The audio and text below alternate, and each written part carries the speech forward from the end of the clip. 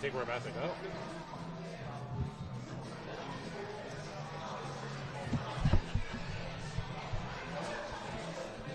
Hello, and thank you for joining us here on the Neutral Zone. I am Phil Milani, joined as always by my esteemed colleague, my partner in crime. Really, the best way to describe this person's my everything. It's at Aric DiLalla. Phil, great to be with you here at Breckenridge Brewery's farm home in Littleton. Of course, we are here every Monday from exactly 5:30 to 6:15. We're breaking down what happened the day before for the Broncos. That means today we're talking about the Broncos' overtime loss to the Raiders. We got a lot to get to here. We'll talk about Clint Kubiak, the Broncos' quarterback coach, calling the plays. He called the plays yesterday, and he'll call them moving forward here, according to head coach Nathaniel Hackett. We'll talk about today's big news, Melvin Gordon, the Broncos deciding to waive the running back. And then we'll also look ahead here. It's a holiday week. We'll get into the spirit a little bit of Thanksgiving. Sounds great. We are also live on the Broncos YouTube page. Leave a comment, leave a question here, and you can help guide the ship. Someone's got to do it. Somebody's got to do it. This is an interactive show. We're all about NZ Nation, and that's what this thing's all about. That's right. Aric, let's start by talking about yesterday's game to the Raiders. A similar script for the Broncos here. A close game in the fourth quarter. This one went to overtime for the third time this season for the Broncos, and another one-possession loss. Yeah, that's right, Phil. 9 one-possession games now through their first 10 games. It's been within one score in every fourth quarter. I believe, Phil, the record is 14 one-score games in a season. Broncos on pace to do better than that, so hopefully they find a way to get some easier wins down the stretch. Maybe just some wins, period, would be nice, Phil, but you're right, it was a familiar script. For the second consecutive week, you jump out to a 10-0 lead. It seems like maybe you've got an opportunity to pad that lead. Of course, the Broncos, a nice drive before halftime. They've got a situation where they actually pick up a first down by the goal line. Melvin Gordon fumbles. The Broncos are able to recover, but the field goal's blocked. And so instead of going up 17-7 at halftime, it's now just 10-7. To me, Phil, that felt like a turning point. Obviously, the Broncos would get the lead 2 more times before the end of the game, 13-10, 16-13. And some kind of end-of-game struggles that I'm sure we can talk about. But the end of the half there, Phil, that to me where it's got to give you a here we go again sort of feeling. Yeah, there were 2 moments in this game that I really thought led to the Broncos' demise. That was one of them, just because good teams in this league, they're able to build some separation there where maybe you get an extra possession here, sort of right before halftime. If you could score a touchdown there, it's 17-7. You feel good going into the locker room. Instead, the fumble, the blocked field goal, that's what bad teams do, Aric. They can't execute when you just need to execute there. And it must have been deflating for this Broncos team heading into halftime. Then you come out in the third quarter, you get the ball first. That's another thing that good teams do. They take advantage of that. You double up there around halftime, and the Broncos go 3 and out. Yeah, the Broncos didn't even single up there because they didn't do get points there, yeah. Before the end of the half. You got a real chance there to build some separation. I think if it was 17-7 going into halftime and then they score another touchdown there, all of a sudden it's 24-7. And then the game is over, essentially, at that point. And then if you score a touchdown after that, it could be 31-7. Yeah, but those are 2 things where, like, boom, you do that, you get in the ball, you're in a rhythm there at that point, and it's game over. Yeah, I mean, there were a couple opportunities like that. I think you look at the fourth quarter after the Broncos go up 13-10. They respond on the next drive. The defense forces a Raiders 3 and out. The Broncos have a chance here. Hey, can you push it to 16-10? Can you push it to 20-10? I mean, you've got a chance here to build some separation, to take some time off the clock. Broncos go 3 and out. They match the Raiders 3 and out with their own 3 and out. And I think that's kind of the theme of this year, Phil, is, we can talk about the individual plays, and those certainly add up. I mean, you've got a situation where Kendall Hinton's unable to haul in, almost a certain touchdown pass on a free play. You're not able to capitalize at the end of the first half. Defensively, you give up a drive at the end of the game. You give up, obviously, the 2 long passes in overtime, including the game winner to Devontae Adams. So there's these individual plays, Phil, but I think it's this larger theme of the Broncos just cannot capitalize on moments where they can build some separation or put teams away. Yeah. And they've got to find a way to do that, whether it's this season or find a way in the offseason to make sure in 2023 you're able to do that, because ultimately, if you want to get to where you want to go, which is to the playoffs, compete for a championship, you can't live this one-score life every single game. Yeah, because you have an opportunity to put a team away. You're able to just end the game at that point, and then you could just live a little bit more comfortably in the second half. It's not like every single play is so crucial. So that first moment there, the Melvin Gordon fumble and then the field goal, that was one moment. And then the second opportunity, I thought the Broncos had a chance there after the 2-minute warning, a chance to really end the game if you get a first down there. I like it. Being aggressive there in that situation, put the ball in Russell Wilson's hand. If you're able to pick up that first down, it's over. But the missed opportunity there was the Raiders had no timeouts. Russell Wilson's got to know in that situation, just go down, let the clock run all the way down, and then punt the football. I mean, that's just it seems like a small thing, but that's another thing that good teams do. They know situational football, and they're able to just execute. One, either get the first down and end the game, or two, have some awareness there, go down. Because the other thing was the pass wasn't even like a contested pass that was going to get the first down.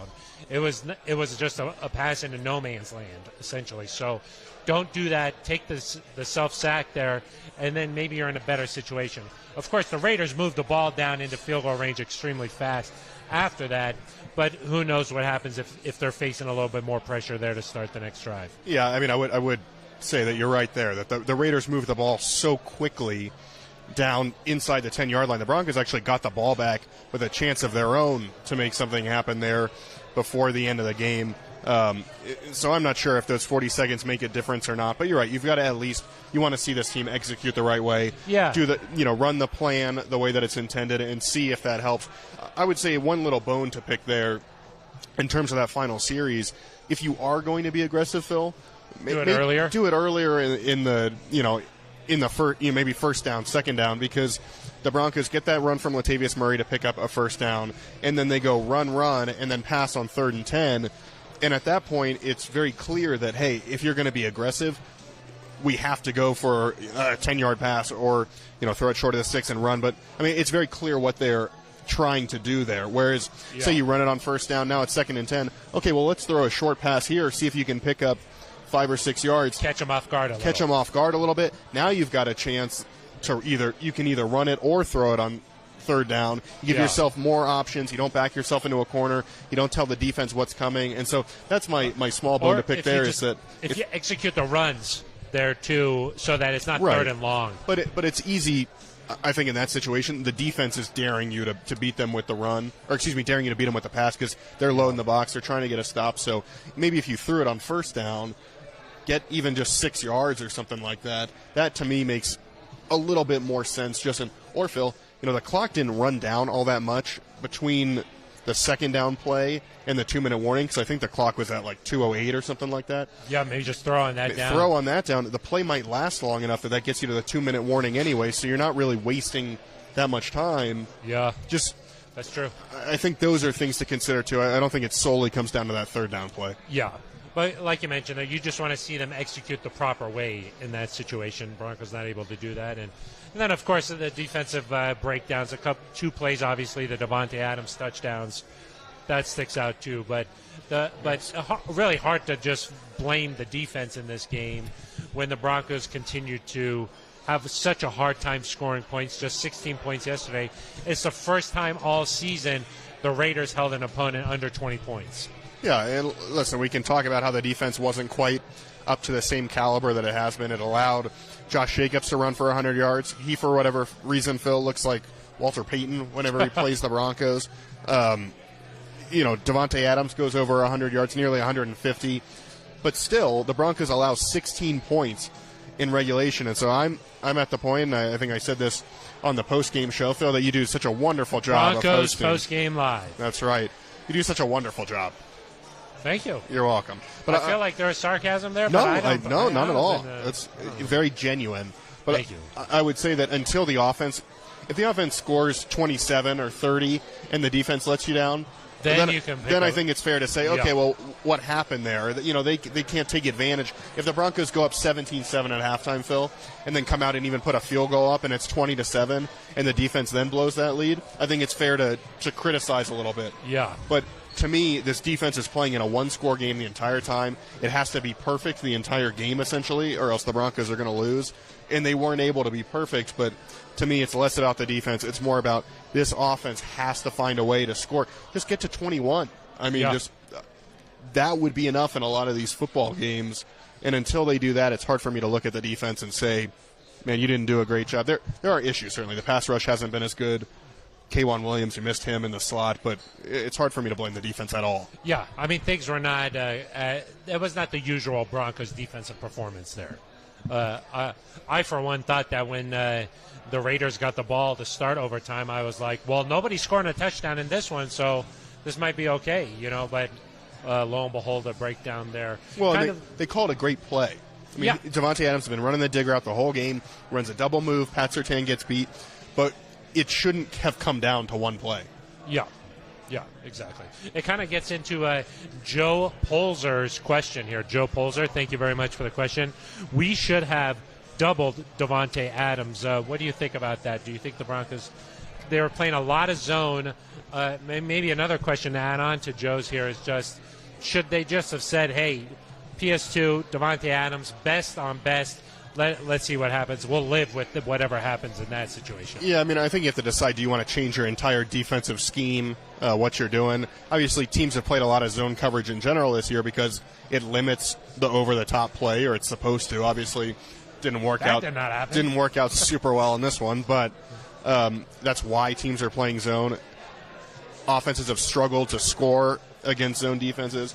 But I think you have to decide, hey, when – if Davante Adams does shift in and you go man, do you want Surtain playing in the slot where he's more than capable of? But then that puts Asing Bassi outside in a situation where maybe he's not as proficient or comfortable. So it's not just about Davante Adams. I know it's easy to – it kind of looked like it was, but it's not that easy. And the other thing is, Phil, I think the Broncos were – they were so focused on stopping the run, and it didn't really necessarily work either, but that, I think, kind of dictates the personnel you have on the field, which packages you have on the back end. All those things go into it.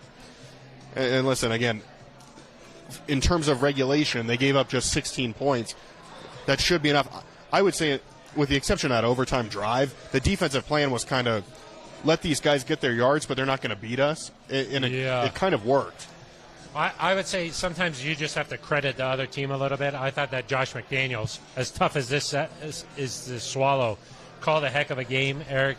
Because if you think about it, the Raiders playing without Hunter Renfrow, Darren Waller, they essentially had two offensive weapons, Josh Jacobs and Davante Adams, and those two killed the Broncos.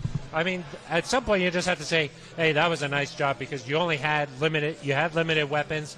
You got the most out of those two guys, and you won the game. So, I mean, they essentially had two players on offense, and they killed the Broncos. Yeah, I mean, they didn't kill the Broncos. They scored 16 points in regulation. It didn't lead to a lot of touchdowns, but those two guys' final stats they had really strong stat lines, but it did not lead to points. And so what Jiro Evero was doing on his side worked.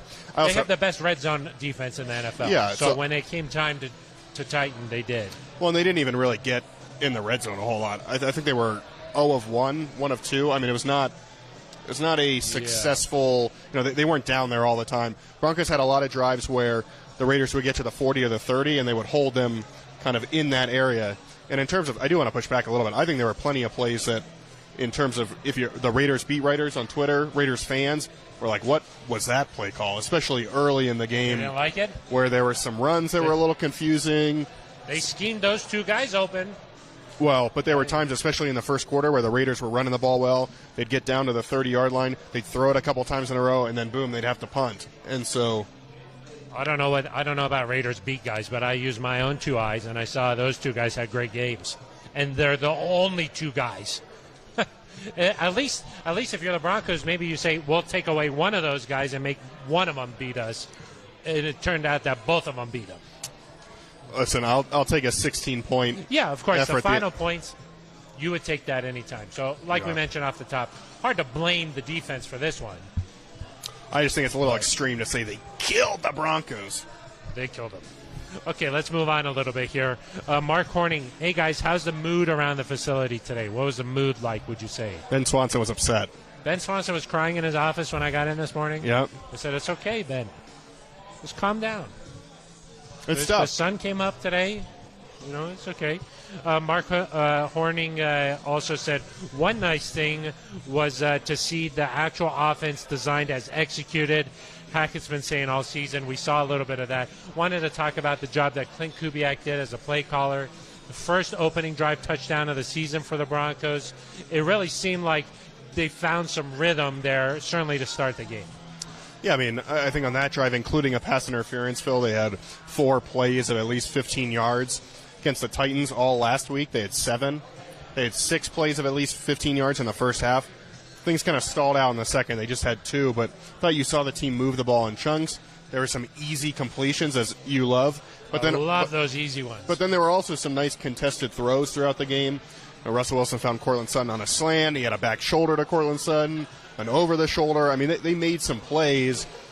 But, yeah, I think you saw signs that this offense could move the ball. And Phil, to me, it looked more like what it did early in the season, where you were moving the ball, but you just couldn't finish.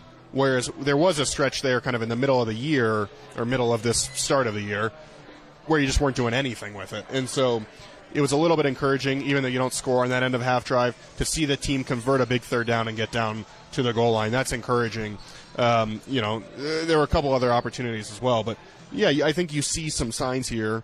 The question is just, is it, one, can you turn it into touchdowns? Because if you can't turn it into touchdowns, it doesn't matter. Yeah. And then is it too little, too late in terms of this year? We've been hearing a lot, just say 2 more touchdowns. Broncos not able to do that, but at least it looked like how it was supposed to look like. Got 2 more field goals. Got 2 more field goals, yeah. We heard from Nathaniel Hackett today. He said that Clint Kubiak is going to continue to call the plays. He liked that Kubiak was up in the box. It's a little bit quieter up there. You could think a little bit better. You could see the whole field up there. Justin Outen moved down onto the sideline, able to talk with Russ apparently about run plays. So he said that is going to continue. Hackett said that it was a little bit of a weird position for him to be in, though, Eric. Yeah, I mean, he's used to calling plays and used to talking to Russ, and he's still, of course, able to communicate with Clint Kubiak up in the booth, but he doesn't have the direct line to Russell Wilson, so that's definitely going to be different. His day-to-day responsibilities during the week will change. He said he's still going to be involved in the game planning, but won't spend as much time with Russell in the quarterback room as he previously had. Will be kind of floating around more and kind of try to have his fingers on a little bit more aspects of the organization, which he said will be a good thing moving forward. But yeah, it's got to be disappointing in some way, because he came to this organization to call plays as the head coach. He said that from the very first press conference when he was introduced. It was not hey, we'll see what happens, it depends who we hired. No, he planned to call plays. And so it's got to be a little bit disappointing personally that he can't continue to do that. But he said whatever's best for the organization, whatever helps us score more points, and we'll see. Maybe this ends up working out. I mean, Nick Sirianni, of course, called plays through his first 9 games in Philadelphia. They started out 3-6.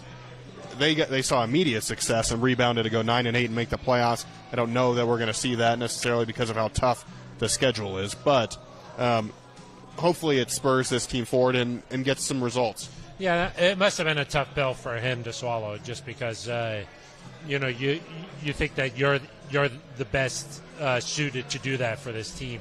Like this is your offense. And Eric, I guess the one thing that I sort of think about is all throughout the off season, through training camp, through this, they're sort of trying to build this chemistry to be able to execute in game when it matters. To make a switch like this, you just wonder, okay, what else is going on here? Like, is this the best thing for the Broncos? And if Hackett feels like it is, it frees him up to be able to do other things, give it a shot. And it sort of just seems like that's where the Broncos are right now. It doesn't really seem like. I guess. Why do you think that he felt like this was the right time to do it? Got it.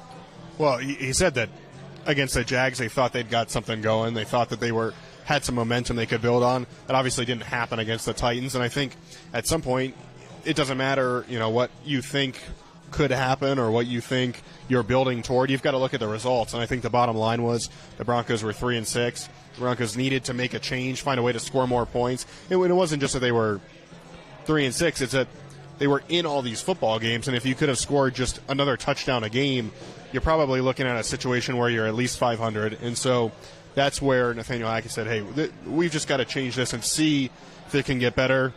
16 points is obviously not the goal, Phil. And so they've still got to find a way to get past that. 16's been a little bit of a bugaboo. He said that he was hoping this would give the Broncos a spark. Did you think that it did? I think early, obviously. I mean, you saw the team move down. They looked energized.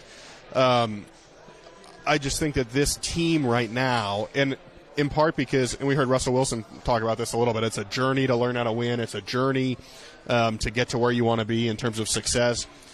I think you have some guys now that when something goes wrong, like it did at the end of the first half with Melvin Gordon's fumble, the blocked kick, I think guys, and I couldn't fault them, but I think there is a sense of, oh no, here we go again. And we saw Nathaniel Hackett look displeased on the telecast. You could see he was angry for good reason. But that's, to me, if that doesn't happen and you score there, I think there's a really good chance you continue that offensive momentum throughout the game. And instead, the momentum just shifted there. To me, the biggest area of concern for this Broncos offense, besides obviously just scoring touchdowns at the end of these drives, is the third quarter, to me, Eric. The Broncos have scored 10 points in 10 games in the third quarter. Yep. I just think that if you're able to come out of the locker room and capitalize, make some adjustments there, that's just an area where you can help the team continue the success in the first half, but it seems like it just comes to a grinding halt. Yeah, I know, and we talked a little bit, that stat is true, and it's an issue because the Broncos, you probably average 2 or 3 possessions a quarter generally, gets you to about 12 a game. The Broncos, like, for example, Brandon McManus kicked his field goal on the first play of the fourth quarter. Yeah. So some of those drives get to They start points. in the third quarter. Yep. They lead to points. But you're right. It is an issue. There's something about starting fast, both, in the first half before this game and in the second half after adjustments have been made, that the Broncos have struggled. They've got to find a way to make that work better. But to me, Phil, the bigger thing that stands out is it's not just the third quarter, it's third downs in general. Oh, yeah. I mean, this team, again, even with the success on that touchdown drive, Phil, they didn't have a third down. Yeah. And maybe that's just the best way to do it, is don't ever have one. You won't have to convert one, because I think the Broncos, Phil, were 3 of 12 on third down. It went down later in the game. I think for a while it was hovering around 35, 40%, goes down, ends up at 25. I mean, that's another thing. You're just not going to win a lot of football games if you can't convert 40% of your third downs, 50% of your third downs, and just stay on the field. I mean, Phil, you look at some of these teams, and you might survive a game here and there where you convert 3 or 4 or 30% of your third downs, 20% of your third downs, but generally you've got to live in that 40 to 50% range to have success. And the Broncos had some short ones they didn't convert. They had some long ones they didn't convert. And for whatever reason, that has just been an issue. And so that's got to be fixed at some point. Yeah. Which is an understatement. Yeah. I'm just interested to see how this thing evolves as we move forward here. I mean, I think you bring Nathaniel Hackett here because of his offensive prowess, and just switching the play caller there after he was so adamant about not doing it. He felt like he was the best guy for this. He's been the one who's – I mean, I know that Clint Kubiak has been doing this intermittently here throughout training camp and stuff, but it's mostly been Nathaniel Hackett. Sure. And so I just wonder what this means for this Broncos offense moving forward, and if this is the best decision for the Broncos. Something to just pay attention to moving forward. So you think maybe it would have been better just to stick with the play calling? I would have just stuck with it. It kind of feels like desperation to me, if you ask me. Well, at 3-6, I think you should feel a little bit of desperation. Yeah, but this sort of feels like maybe like a hole in the boat now. Like it's like it feels like the armor has taken some beating here. If Keep going. You put that force field up, That was another one. You're like, you believe, like you sort of have these things you believe in, and you're like, I'm the play caller, I'm the best person for this job. You're so confident in that, and then to just at this point in the year be like, actually, maybe I'm not. That just feels like, oh gosh, like That's how I looked at it. Yeah, I mean, I think that's fair. I think it's also just a recognition of where you are, that if you feel like in your head you're the best play caller, you're the best, this is the best way to do things, and then you look at the record and you're 3-6, that's a quick evaluation. One of the nice things about the NFL, Phil, is you get weekly, it's black and white. And you get weekly evaluations of how you're doing. But I guess there's no mystery about the thing is about this it working. is like you're looking like, okay, well, where is the issue? And now you're sort of like having this self-doubt, like, oh, am I the issue here, like with the play calling? And well, I think you were so confident in that, and now all of a sudden you're not. I mean, the other way you could view it is that it's not an ideal situation. If Nathaniel Hackett thinks that special teams isn't working the way he wants it to, or the offensive line isn't playing up to the way he wants it to, he's saying, okay, well, the drop off or whatever it might be from me to Clint, I'm willing to absorb that or willing to hand these duties over so that I can evaluate and help more parts of this team. I mean, you can look at it that way too. This frees up his schedule a little bit. Yeah, so we'll have to see. Yeah, we will have to see how this evolves. I will say Clint Kubiak did a nice job. Yeah, he did a nice job moving the team down the field. They had some flow. They stuck with the running game for a while there.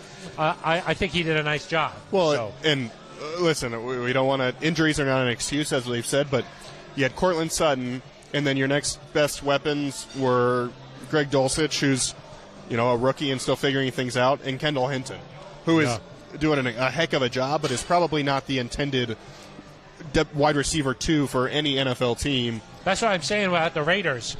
They come into this game with just Davante Adams and Josh Jacobs. You're like, okay, well, we've got Cortland Sutton. Let's get the most out of this. Right. We haven't seen that. Well, and Cortland Sutton had, 80 yards, something like that? Yeah. They went to Cortland Sutton a lot, but you talk about them just having Josh Jacobs and Davante Adams.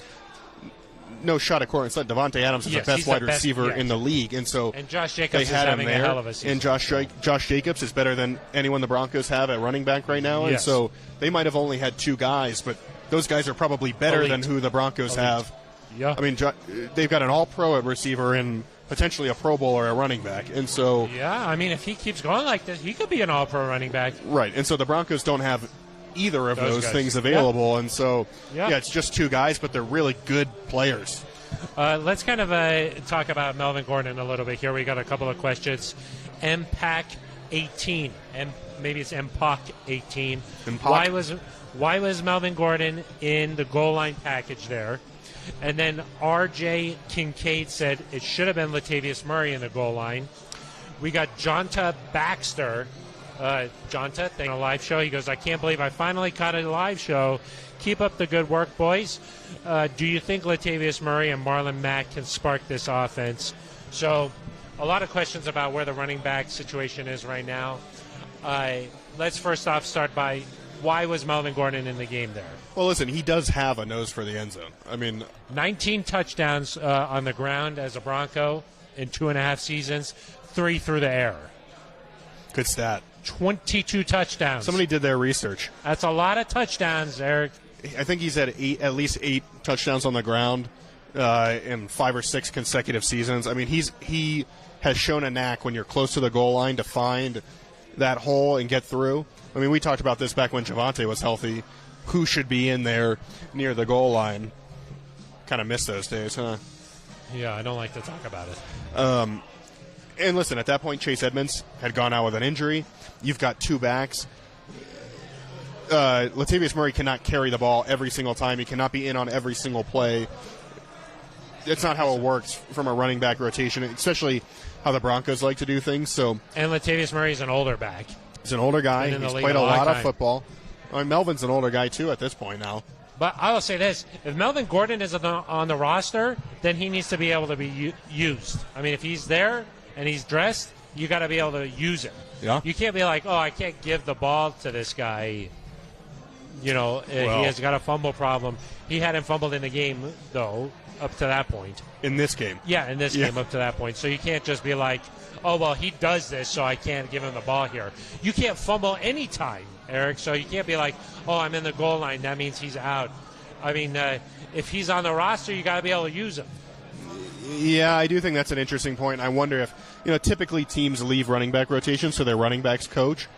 I wonder if it would have been good, for Nathaniel Hack to say, hey, let's put Latavius in when we're close to the goal line, just because I think it's natural, Phil, when you're so close there to fight for that extra yard. That is when it happens. If you're at the 40-yard line, and granted, Melvin has had fumbles near everywhere. Near the 40-yard line too, but granted, if you're at the goal line and Melvin sees it there and he sees a touchdown in his reach and he so desperately wants to play well, he might fight for that extra yard.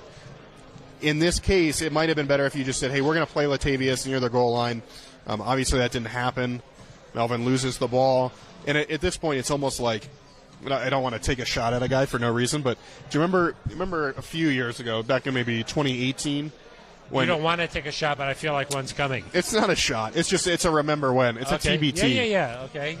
Like, whenever there was a flag, people in the stadium could tell that, like, holding number 72 was coming. Taking a shot on balls. It's not a shot because he's addressed this and he's said that he's overcome this, but there was a while it was like a self-fulfilling prophecy, right? That he would get a holding call and that would lead to another game. And that would lead to another holding call. Yeah. And like whenever there was a flag and they would say holding, there was like a buzz in the stadium and people were like, who's it going to be? It felt like when Melvin Gordon fumbled this game, it was like that, where it was like, here we go. You just it's almost unbelievable because it's just like if you wrote this as a script, you'd be like, that's too much. It's like, well, when was it that he fumbled, but the play he was ruled down? That was like 2 weeks ago. He fumbled in Tennessee and was ruled down, which was 1 week ago. So. And I think actually on review, it looked like he lost the ball. Maybe lost it. And then he also, running out of bounds on one play, lost the football. And so this has not been a thing that's gone away. I think even after, which game was it that was it the Raiders game? Obviously, he had the fumble for a touchdown. Yeah. Was there another one but after that? No, I don't think so. Got it. That was the moment where it was like, hey. I think that next game after that, which might have been the Colts, if I remember correctly, there was one where he was close. He was down and lost the ball. Yeah. And so yes. I do think at a certain point, Melvin said after the game, guys were sportive. Guys said, hey, keep your head up, that sort of thing. But at a certain point, you have to send a message as a coaching staff that you've got to produce, or else, if we can't trust you, you can't be here. Yeah, exactly. That sort of like leads to my point. It's like if you're on the roster, you got to be able to be trusted and go in there. They put him in there. He fumbled. He's no longer trustworthy. You could argue maybe before that he was no longer trustworthy, but at this point, this was the straw that broke the camel's back. Yeah, I do think so. Now he's not on the roster. You don't have to trust him. You don't put him back in there. Yeah, you can't. Smart. You actually can't put him back in now. So that's true. Yeah, I do think earlier in the year, if it weren't for that Raiders game, for example, Javonte gets hurt. If Javante's healthy, I wonder if that's it. And after this game, Phil, Chase Edmonds is hurt. He's going to miss, I think, a lot of weeks, is what Nathaniel Hackett said. A lot of weeks. So many weeks. But they said, heck with the injuries. It doesn't matter who's back there. This can't be what happens anymore. Yeah. Let's get to some more questions here. Metan Bali says, okay, let's put Aric in as coach. That's actually funny because we've had a lot of talks in the office about, hey, this was even before. Is he being sarcastic or serious? No, I think he's being Ben serious. Swanson, please keep us updated. We've had a lot of talks in the office, and this was way before Jeff Saturday. Yep. Just sort of hypothetical situations. It was like Jeff Thursday or Friday when we were talking about it. It was way earlier, before Saturday. What would happen if one of us became the head coach? Okay, not one of us. How would you? Well, yeah. In this specific example, it was me. But head coach, Molly brought up you, head coach, and general manager. And general manager. I said within 3 years. Is that what I said? You would be 0-17. Yeah, I said you're crazy because in the hypothetical, I wouldn't be just running the thing by myself. I'd be able to hire some talented people. Yeah, of course. Bring in some play. I would not call any plays. No. But I would sort of just manage the game a little bit. Yeah. It's an interesting situation. Yeah, but you would have to make draft decisions. You'd yeah. have to make free agency decisions. Yeah. Who to extend, who not to extend. Yeah. That's where it would get you. That would get really tricky, I think. Yeah. Complicated. Yeah. The front office is complicated. Yeah. I acknowledge that. Coaching, if you have a lot of talented people around you and you're just sort of a, I don't know, how do you say this, leader of men? Oh. Yeah, maybe I could try that part of it. Yeah. I feel like I get the guys amped up. So, Medembali, thank you very much for that.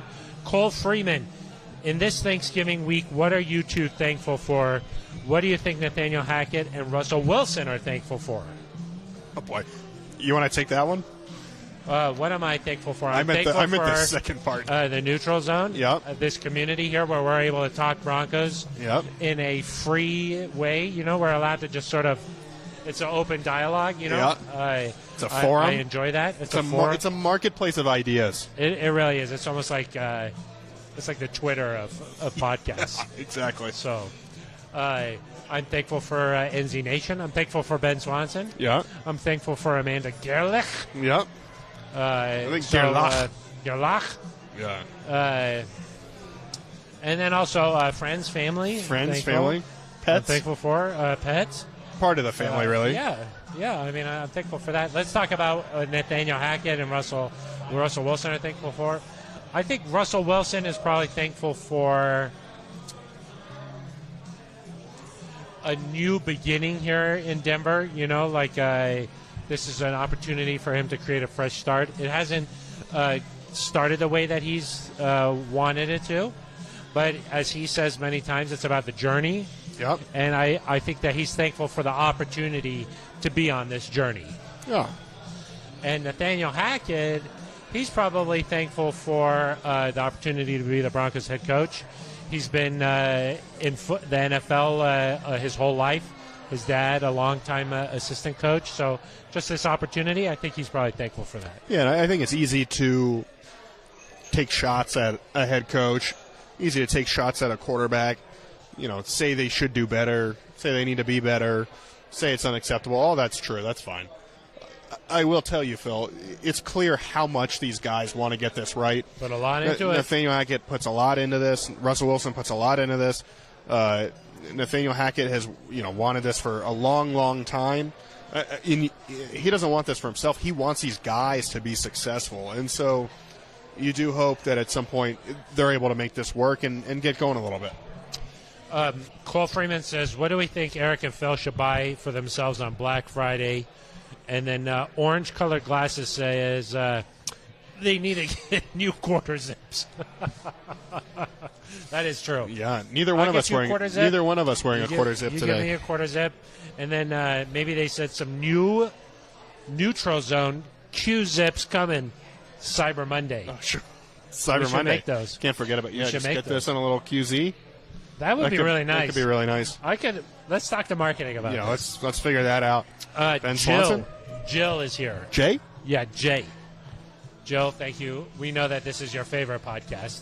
Yeah, of course. Okay, we know that. If it's not this Jill, then it's going to seem weird. No, it's Jay. It's Jill. Okay. What is the best Thanksgiving food and why? I think it's obvious. It's stuffing. Yeah, you of course don't know the difference between stuffing and dressing. Yeah, you guys in the South, where you're from, y'all call it dressing? No. Dressing is if it's made outside the turkey. Stuffing inside the turkey. That is one way you could look at it. Yeah, one way, also the correct way. Yeah, some people don't. They haven't adopted your definition. I feel like a nice cornbread. Yeah, in the stuffing or just. Well, sure, why not? But also just on the side. Okay. And then, of course, sweet potatoes with marshmallows. Delicious. That is. You like marshmallows? Yeah. No. Well, brown sugar. I can't get on board with some the marshmallows. Pecans. I can't do it. And I'm you, allergic of course, to pecans. can't eat those. I'm allergic to pecans. So I don't even know what you're talking about. Daniel Garcia says that one fool's getting litty. Which one? Who knows? A couple of fools up here. Aric and Phil, did you guys watch the U.S. soccer game today? Yes, we did. Who's that from? This one's from Cole Freeman. He says, "Can you break active down that commenter? Can you break that one that game down?" Yeah, bad penalty there at the end. You don't need to take that penalty. It leads to a draw. You got to be able to finish there. You think you could be a soccer manager too? No. But I would also harder. say, in the first half they had some opportunities. If you execute there and you're able to get a lead, put that one away. You know, they almost had the fumble, blocked field goal situation in the first half. So right, yeah, Gareth Bale killed them. Yes, exactly. Yeah. He killed them. They got one guy and he killed them. That is true. Brandon Walker says, "What's the best post-Thanksgiving meal activity?" A nap. I think maybe watching a movie. Oh, a movie? Playing a game. A movie? You're not going to watch football? Yeah. You know, sometimes you got the whole family around. You don't want to watch another game. The whole family doesn't want to watch football? I got it on my phone. I'm watching a movie. What movie are you watching? Like a Christmas Story? Or maybe. You're going straight to Christmas holidays? Vacation, maybe. Oh, so you're like The Elf? The Elf? Not The Elf. I said Elf. I don't think that's fact check Ben Swanson. Ben Swanson says The Elf. I think we know which guy's getting litty. The Elf. That's like how old people say. Oh, yeah. Is it the Twitters? Yeah. You're on the YouTubes? I think a nap is nice after a nice Thanksgiving meal. Hey, Brandon Walker wanted to shout out Phil and Nick Ferguson on the postgame show. Just saying. Last one to get to here. Okay, Devin says, do you think maybe the Broncos' wide receiving core was a little bit overrated? Feels like they're missing Tim Patrick a lot. I mean... And that'll be our last question. That's a good question. I do think that Tim Patrick was underrated in terms of what he brought to this group. He was their most proven red zone target. He was the emotional leader, I think, of this entire offense.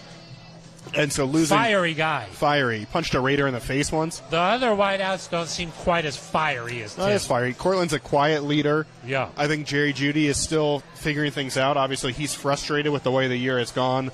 I think from an injury standpoint, we've seen some Instagram posts. Frustrations. Yeah, I didn't know what they meant, but you, of course, you decode Instagrams really well. I tried to, I had like a thesaurus out. Yeah. You know, a dictionary. You needed both? I had like a Ouija board. You know, I was trying to just contact some spirits. Okay. They were helping me. I think that the Broncos, though, do lack maybe like a top end guy that you fear as an opposing defense. And, with Jerry Jeudy, Tim Patrick, and Cortland Sutton all in together, maybe that's enough cumulatively to make things work. But if just being honest, I don't know that there's like a Justin Jefferson or a Devontae Adams or a, Stephon Diggs or...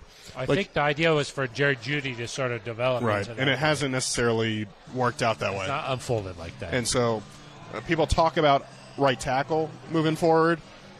I would really be interested to see, do the Broncos go out and either in free agency or the draft, do they try to get a big wide receiver to complement this group?